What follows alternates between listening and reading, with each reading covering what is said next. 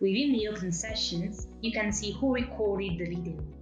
By clicking on a session, you will see the video or the videos.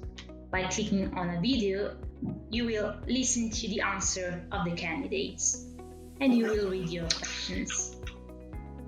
You can evaluate your candidate by selecting stars or entering your comments.